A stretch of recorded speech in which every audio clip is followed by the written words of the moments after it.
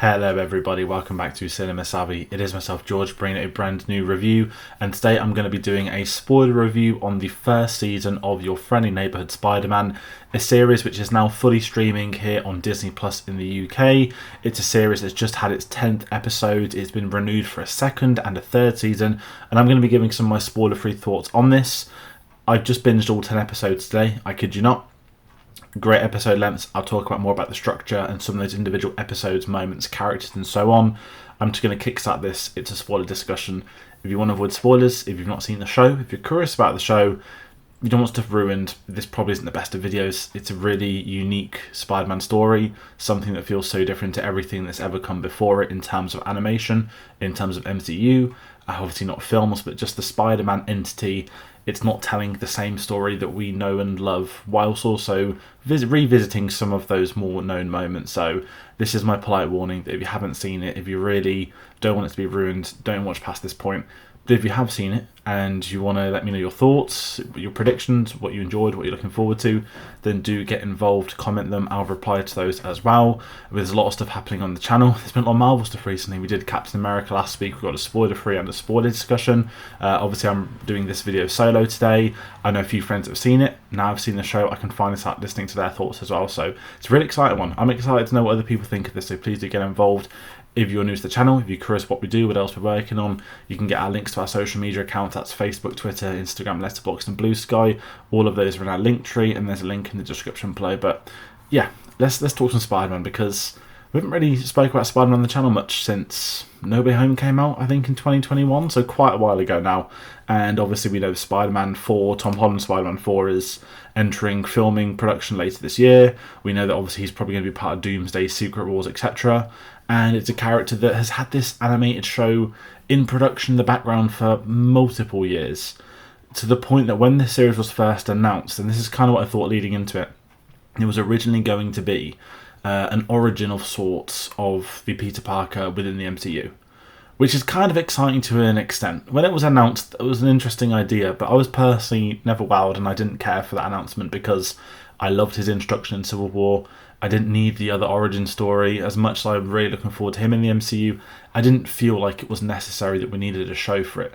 So as this animated series has sort of altered over time, the best possible thing happened, in which this series has become its own freestanding Spider-Man show set in the MCU, set in an alternate timeline, of course, a different multiverse, which opens the door for a lot more creative freedom for writers, for actors, for showrunners. They can, of course, follow things from the MCU, as this show does so well. They can take these big moments that have happened, let's say the Chitauri invasion or Thor coming down, things that have been referenced. We get this during the events of Civil War, but this just gives a certain amount of creative freedom to everybody involved. And this instantly makes the show so much better for that. And I don't know if this was a decision by the showrunner or Kevin Feige or Sony being involved. I really don't know. But I don't think the show would have worked if they hadn't have done that. And that's a massive kudos to it, because it was exciting knowing, hey, this character might crop up who we know, but it's not going to be the character we know. But maybe there's a cameo, maybe there's not. And I just think it's really exciting to see just another alternate timeline being explored. And I don't even mean it in the context of alternate timeline. It's just great as a Marvel entity. It feels like great. We have a Spider-Man series that isn't restricted to Sony, that isn't only Spider-Man intellectual property characters can appear at the same time, but not being force-fed every single MCU character under the sun. He's not sat there at the airport with the Sokovia Accords. He's not sat there with every big-name actor that's appeared. It's kind of, someone might crop up and this story might happen and there's a reason for them to be there. And more often than not in this series, the explanations and reasons for this characters being there really, really work. And I've just got to say, I really enjoyed the 10 episodes. I'm very fresh off watching it, but I don't think I'd have been able to have sat through 10 in a row without it actually working for me. The runtime being about 22 minutes an episode before credits as well was very exciting. The Disney streaming for it, 2 episodes a week, five weeks, that kind of works. It's a bit against their protocol, but if you're just doing a 20-minute episode this week to next week, I don't think the episodes leave you on cliffhangers following the what is next, what's coming next. I think the show functions so much better as a bingeable format, and I think a lot of animated shows have that, if I'm being completely honest. And I think for this one as well, being in a really interesting time point where You could argue that Marvel TV has not been had as many announcements as it has in the past. We know this is going to get 3 seasons. The fact this is getting 3 seasons then adds to the story is great. They're not just going to chuck everything in season 1 and hope it comes back in the future one. They're not setting up future shows and then turning around and telling us as a viewer, nah, this has been cancelled. It gets the perfect amount of time to introduce these characters, to introduce a timeline, to put some story modes in place, to do a lot of character development, and then set certain characters and character arcs in place ready for the next season or future seasons. And the show fundamentally works due to this, and I cannot fault the creative team involved in that. And that's me talking about the writing side of things. I've not even got into the animation yet. And the animation in this, I really enjoyed it. It was a bit jarring when I saw the first trailer. I wasn't a fan of the trailer. I think it was at San Diego it came out, and I wasn't sure on the animation style, the way it was done in that. But watching it across a 10-episode point, it worked really well.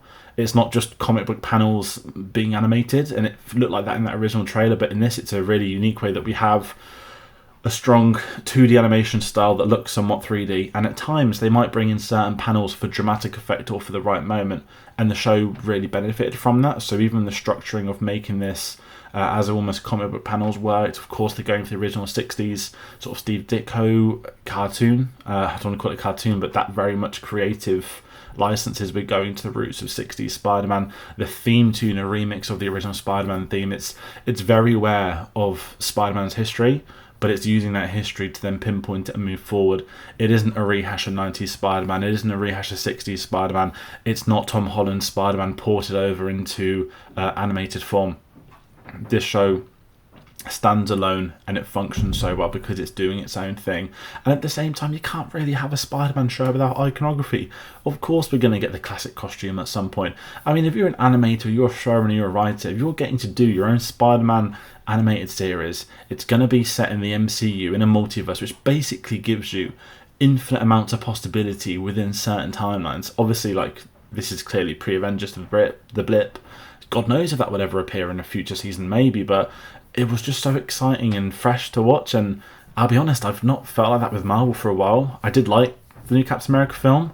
It didn't blow me away. I had issues with it. I had some really good things with it, but that felt like something we've seen before, trying to do something we've seen before, not making the most of the likes of Anthony Mackie as Captain America this time, or bringing in the new Falcon. It never felt like it was touching new ground. Yet this show is able to do all of that and more. And if you think about 10 episodes, it's about 3 hours, 10 minutes, roughly, if you take the credits away. And I was amazed at how much this show gets to talk about. I'm going to go through some characters. I'm trying the new camera format again. I'm still working out if this is going to work or not, because I do need notes for this. It's a spoiler one. There's certain characters who I'm going to be talking about. But I would really want to talk about the animation style. I know I just mentioned it, and this is something that really caught me off guard. Now, people in the show know I'm a big fan of Tron, and Tron Legacy, I guess, is the obvious answer there. There was a great animated series called Tron Uprising, and if you've never seen it, if you enjoy Tron, I really recommend the show. It had a very unique animation style, and I found out tonight that the Polygon Pictures, who animated that series, helped with the animation on this, which really explains, I think, how the 2D sort of 3D somewhat blend works with itself, because they did it in this great show about 10 years ago. It was unfortunately cancelled mid-production. We got left on a cliffhanger ending, an amazing ending at that, and I'm still not happy that that show never got revived. I doubt that even if the new Tron film's good and does well, they'd revive it. It was a real shame that we didn't get to finish that show, but it's great to see the animators working on another Disney property, and this time they're getting the chance to have at least 3 seasons. And based off the ratings, based off what you'd read of online reports, I know streaming data is very difficult to talk about because it's not box office money. We don't have the guaranteed figures reported. We're only going off, this website has worked out that people in America watched it this many times, but it's streaming on a worldwide app. So I'm always skeptical when I see viewership figures. You know, oh, how come Netflix has 3 times as many views as Disney Plus? Well, they've got a shit ton more subscribers, don't they? And people don't seem to put 2 and 2 together. So statistics for streaming is frustrating because we as the public are never, ever, ever going to get the real numbers. We're always essentially at the mercy of a studio. and what they say happened, and we'll never know precisely if it did, which is part of the SAG strikes, but that's a different conversation. And let's get back to talking about Spider-Man. So, I spoke about the alternate timeline and how I love the story principle, and I'm just going to sort of rehash it for those. We've got a Peter Parker who is fresh from getting his powers. A couple of months in, he's took under the mentorship of Norman Osborn, not Tony Stark, of Norman Osborn, played by Coleman Domingo. I'll be talking about that very soon. And it as with Spider-Man, it is an origin of sorts. Not the story, we get the spider biting him, but we don't have the Uncle Ben side of the story. We don't have the traditional Spider-Man origin, but this opens the door to, hey, how could he have had his origin? Who's going to mentor him in this universe? And having not just the Marvel IP, but Spider-Man, who personally, for me, him and Batman are the best two superheroes ever made. They have the best rogue villain galleries between them. I think they've got the best stories between them, the best comics between them, iconography, popularity. Some people, of course, talk about Superman, and that's fine. But I've always said Spider-Man and Batman are the top two. And I think the industry reflects it in an extent that there is always something of Batman in production. There's always something of Spider-Man in production. And neither Warner Brothers nor Sony will allow there not to be something in production. So take of that what you will. And I've got to talk about another animated Spider-Man property, Into the Spider-Verse. The balls to do an animated Spider-Man show when we've just had two great animated films, granted it's a Miles Morales story, is very ballsy, because if this is rubbish, which it's not, then that's going to not have an effect on Into the Spider-Verse. But if they try and copy the animation style, which they don't, it wouldn't work. It really does its own thing, and there's a lot more pressure on this to succeed than you think there is. And again, the 3 seasons really helps this, but I loved the alternate timeline. As I said, I've spoken about it already for quite a amount of time, but it was probably the best thing the show could do. It would be completely trapped within the MCU, and you wouldn't be able to get 3 seasons. You'd be locked into this, and this. This happened. Let's see the gap between this, and I'm so glad it doesn't do it. So let's talk really about the core of it. Being taken under the mentorship of Norman Osborn. So, not that you can tell from the helmet behind me, but Green Goblin is one of my favourite villains of all time. Put on screen, film, great. I love the costume from the film, I always will. Some people don't, that's fine. I love the show from the costume from the cartoons, which is of course more traditional to the comics. Never liked the Ultimate Green Goblin, don't like that whole Frankenstein monster type thing that they go with. But I understand some people enjoy it, but Norman Osborn is one of the most interesting villains for me, because he's a megalomaniac that completely loses his mind, the Dr. Jekyll and Hyde scenario, and it's always been, for me, seeing this in different medias, is how are they going to do it? What's going to be his emotional crux to become the Green Goblin? And that's something that the PS4 game series is doing so incredibly well, and we know we're so close to getting him. He will be the main villain probably in that 3rd game, but this show was a completely different perspective for me of the Norman Osborn. Is okay, is he going to be good for the whole season? Is he going to be scheming in the background? Is he just going to be an outright villain and we just can't see that he's a villain? And this is where the sort of voice performance comes into it. Hiring Coleman Domingo to play Norman Osborn's probably, I'm going to say Green Goblin, he's not the Green Goblin yet, but taking in Coleman Domingo to voice this role is probably one of the best possible choices they could have made. It's something you wouldn't really think about until he was cast. If someone said to me, go find a voice actor for Norman Osborn, I'd have just said Willem Dafoe. We know he's going to do it. Everyone wants him to do it. But Coleman Domingo is able to bring in his amazing personality into this, of course, very stereotypical character. That's not criticism of him as such, but certainly this season is very much by the numbers as it is building towards something else with Norman. But we get these little moments where, this sounds so strange to say, I felt like we could hear Willem Dafoe creeping into Coleman Domingo's voice. I don't think that's any intention. Maybe it's just I'm so used to the character that's been this way for, at this point, 23 years of my life. But his voice performance was amazing. I love how they wrote the character. I like the idea of him being the mentor. If you're not going to do Iron Man, which wouldn't really work for a show like this, because then you would think of the Spider-Man films, you have to sit there and think, well, he's got the power, he's got the big company, he could do the research labs, we can tell there's something in it for him on the way. And then when they bring in these challenges of, let's bring the Sokovia Accord into it, and he's working with Thunderbolt Ross in the background, let's bring in the fact that he's got this history and rivalry with Octo Octavius. which we know is going to play a pivotal part. Is that going to be his emotional downfall as these old Oscorp employees come back to him? We've got Daredevil in this show who is onto him, telling Peter not to trust him no matter what he does.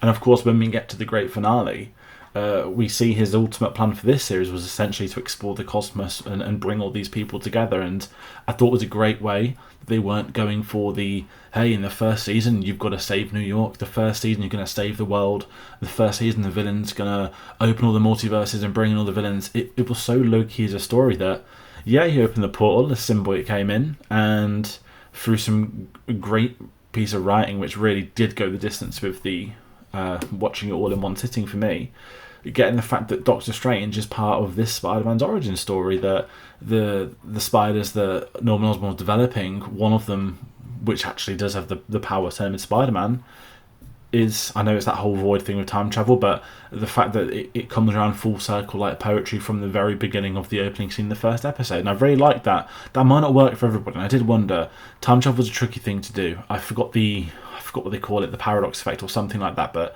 I think it works fundamentally in this, that we have the spider who's been genetically engineered in the future, based off Peter Parker's blood, and that spider then goes back in time to bite Peter Parker to give him that. So it might sound strange there, but it does work in the concept of science and story. Not that I'm trying to argue the science of someone that gets turned into Spider-Man because he's bitten by a spider, but just the Peter Parker sort of things, I really enjoyed it. We got to see him not entering the dark side, but we got to see different versions of Peter Parker throughout. We got to see different suits, iconic suits, the classic suit, new versions, a lot of great comedy moments with him. And again, that goes hand in hand with this being a TV show, the fact they've got time to explore the relationships, explore the origin, and how he is trying to become a Spider-Man. Who is his Spider-Man going to be? We don't get with the greater power comes greater responsibility. We get an even better one, which is, of course, thanks to Norman Osborn. So all these little moments that we are expecting, I've seen this before, it just does something slightly different. And it's not just doing it to take the mick. It's doing it because it works for story. With greater power comes great respect. That's Norman's analogy for his life. You can understand why he does it the way he does, how he's built that empire the way he has. And their relationship was amazing. Green Goblin wise, we got the glider. Very happy with that. Bit of a nerd geeking out at that moment. I thought for one brief second, like, surely they're not going to have the Green Goblin already. And I'm glad they didn't.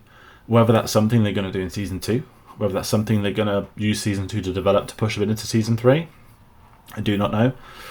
But at some point we're going to get a Coleman Domingo voice Green Goblin, and it's going to sound fantastic. It's going to look fantastic, and I cannot wait for whenever that's going to be. I want to talk about Tombstone as well in this. Now, I mentioned this in the San Diego Comic-Con trailer. I've come into this today blind. I've avoided the official trailers that came out.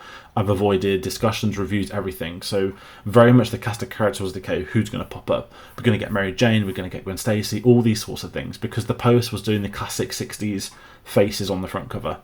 And we had Tombstone as lead character. Someone who's equally as important as Peter, where we even get montages in the 30 episodes of them going their separate ways.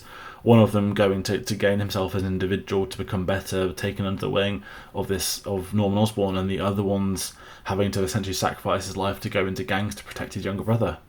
Two very similar people of their intelligence. The jock who's actually smart, and the nerd who's secretly a Spider-Man, a jock to a degree. Their angle with each other and where their friendship goes throughout the series, and it keeps coming back to itself. Ignoring the love triangle and doing something better, I think, really benefited this show. And the Tombstone Origins really exciting. I'd never thought in my life I cared about Origins Tombstone. I think he's probably one of the most boring villains within Spider-Man's gallery. You're essentially locked in just doing the whole, he's a gangster and he's got like indestructible, he's super strong. I've always found it very boring as far as a character goes and what they can do with it, but putting him on an animated show like this, developing him beforehand, and we're going to see him slowly turn into him, where we're going to get emotional stakes and so much more, I think it really benefited the show. The show's a lot better because of this. And I like what they did, the parallels with them, the relationships they set up.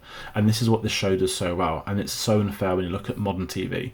Because this show knows it's getting 3 seasons, they can have the delicacy and time to develop these characters.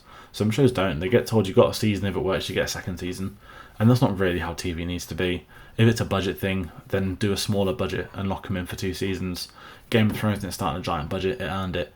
But sometimes you've got it. Game of Thrones wasn't optioned on the fact that, we'll just do one season, see how it goes. So the industry's in a bit of turmoil with this sort of stuff, and this show is evident that we know we're going to have time and patience, so we can focus on certain things. We're not going to chuck every cameo in the world in here, and it's better for it. Harry Osbourne, let's talk about him as well, taking up Ned's role of essentially being the friend in IT.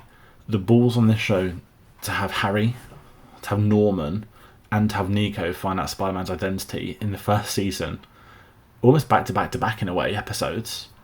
I loved it. It worked really well. And again, it sets up intrigue for Spider-Man in the future. So, so Norman Osborn's going to know he's Spider-Man. Harry's going to know he's Spider-Man. Nico's going to know he's Spider-Man. Who's going to affect who, and who? Who's going to play into this as time goes by? And it set up a really great relationship, the groundwork. And I know the first Tom Holland film did the great ending with Aunt May finding out. Obviously, we had Ned finding out for the great comedy moments. But I like the fact that by these people knowing his identity, we didn't need to play around with, he's disappeared, he's gone late again, he's done this. It allows them to develop their relationships, their friendships, and I really enjoyed the Harry relationship with Nico, with Peter in this.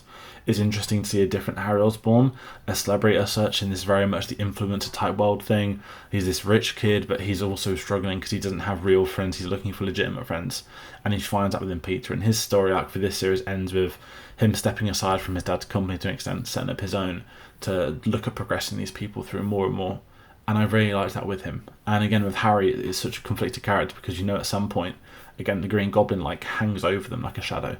And it's exciting to see what they're going to eventually do with his story, because there is a story he's being told. And then you bring in the likes of Nico, who's part of the Runaways, who is essentially finding out she's got some witchcraft abilities within her. I'm excited of finding out all these other things that are going to go ahead. But I want to talk about a couple of other things, because I'm not going to just list episode after episode after episode. I mentioned that Spider-Man has the best rogue gallery, and I just want to talk about what this series is setting up to an extent. And I always jump in and say Sinister Six because it's always very possible. I know that the scientist, I've forgotten his name, who manages the interns, I know it's not the Vulture. I'm not saying he looked like him either, but we've got an Otto Octavius in this, who I loved, who season 2 story arc's been set up. He's in prison, he's drawn the arms. We see the arms early on, but he hasn't attached them, he hasn't gone for that yet. We're going to get more exploration of that. We're getting his hatred with the Green Goblin, with Norman Osborn, sorry. So we're starting to build something there. Then on top of that, we're bringing in some other key players who are going to feature down the line. We've got, obviously, a new Lizard. We've got a new not Kurt Connors in this one, but we've got a Dr. Connors as part of the intern stuff. So we're going to develop the relationship Peter Parker and Connors, which is something Raimi's films did so well.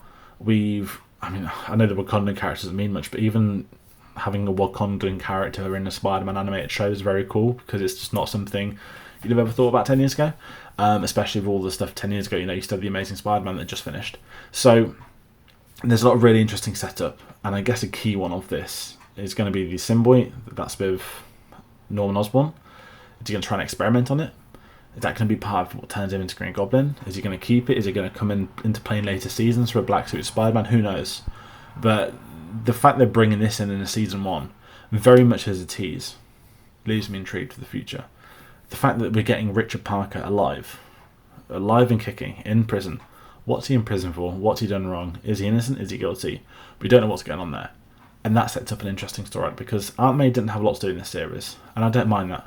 I'm not saying she's been too heavily focused in the Spider-Man films. She was very different to the original two. Garfield and Tobey Maguire's Aunt May is very different to Tom Holland's. So it's nice to put a bit of a backbone on Aunt May, given this is an alternate MCU timeline, that we get some of the scenes we recognise. It's Norman Osborn, not Tony Stark, who sat there in the apartment having worked out his identity. And also the way in which he works out the identity, I absolutely loved it. We got the exploration, we got him working out an accomplice, taking the intelligence of people to sort of narrow it down and pinpoint one of these people knows Spider-Man. I loved that as well. And it shows Norman's intelligence on the side. But the Aunt May stuff, it opens questions like, okay, I'm curious to find out what's happened to Peter Parker's dad now. Does he think his dad's died? It's something they never explored. It's something they never spoke about. So maybe that's another storyline for us to find out in the future seasons, and I think it's very exciting. I think it's been a great first season of a show. As I mentioned, I've been waxing lyrical about it. I'm very lucky I binged it. I think once you get past episode 3 or 4 and the storyline really kicks in, it absolutely flies through. The episodes fly. It's kind of a shame it's over. I kind of want to go back to the 90s one now. I know there's talk of that being resurrected. I somewhat doubt they'll resurrect 90s Spider-Man with this also in production. You never know. I just personally can't see Marvel running 2 seasons at the exact same time with the exact same character, but I could be completely wrong. But yeah, it's a solid first season. And as I said, I'm not going for every single big moment in this. I'm sure I've missed some iconic characters that have popped up. Maybe we got teased at the Rhino with some of the other stuff that's been going on. There's great little murmurs here and there of characters we recognise and characters we might come back to, and that's what these animated shows can do. They're there to build up the world, develop it more. Daredevil playing a key part in it, getting a great fight scene. For some reason I thought Kingpin was turning up, and it took me till the last episode to realise no, Kingpin's coming back in the live action Daredevil show next month. But maybe Kingpin's someone that's going to pop up in animated form too. There's unlimited amounts of story these guys can do, and if they are keeping it in line with the MCU, I just hope they avoid the blip as long as they can. It'd be very boring for this show to have the blip, because it wouldn't function for the show. We don't need a 5-year jump. But if they want to do it, maybe that's what would end season 3, and they bring the show back in a few years. Who knows? But that's just me over speculating. I've gone almost 30 minutes in this review, so I'm going to head into some final thoughts. Friendly Neighborhood Spider-Man, I definitely recommend it. Do watch it. I very much enjoyed it. It feels like something new and fresh to Spider-Man, which I'm not saying hasn't happened in recent years, it absolutely has, but it keeps the best Marvel character interesting. It's a great new adaptation of the character, particularly with Peter Parker, who's someone we're so used to seeing. It's opening up some great doors for some interesting storylines to come up, with some great classic characters, villains to come in, and see who they can mix with new one. I'm excited to see how a traditional Green Goblin's going to look in the MCU. And maybe we're going to get that. And that's the sort of anticipation I have for this show. So, as I said, I'm recommending it. I thought it was very good. A solid first season. And I think the key of season 1, which I should have really said, season 1 sets everything up for season 2. Season 2 could be the best show ever. I'm not saying that as in I think this would be, but the logic always is that you use your season 1 to be great while setting things up, then you use your season 2 to enhance what's been set up within that first season, build off it, make it better. Continue the stories, enhance the stories, develop the characters further, and because you've used so much of a budget to set up the world, the animation, the character portraits, etc., you can just go all in. And that's what shows like Clone Wars did so well. The more time they had, the more money in them, the easier it got for them to get better, to get bigger per se. Rebels is a better example than Clone Wars. You took that first season of development of these characters, and then you started twisting it and building up for season 2 and 3. I think this show could be on parallel with some of these great animated shows the last few decades. And I've got a lot of faith in this, in the production team. It's one of the most exciting Marvel projects I've seen. It's particularly when I've been enjoying their TV side of things too much. I'm in. And I'm excited to see what's been reported, what's going to come for season 2. So that's going to be my repetitive end to this review. Thank you all so much for watching. As I said, comment your thoughts on your Friendly Neighborhood Spider-Man.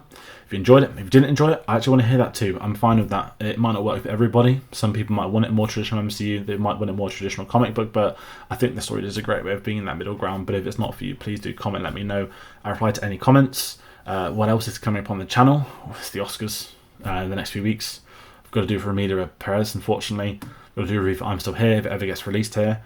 Tate's going to be going live to do the animated discussion. I mentioned we've been doing some Marvel stuff. We've had some shorts. We've had the BAFTAs discussions. We've got some releases coming in March. We've got Mickey 17. So there's a lot more happening on the channel. And the best way to find out about what's happening is by getting us on our social medias.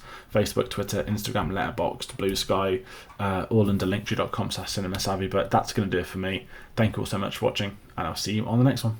Take care.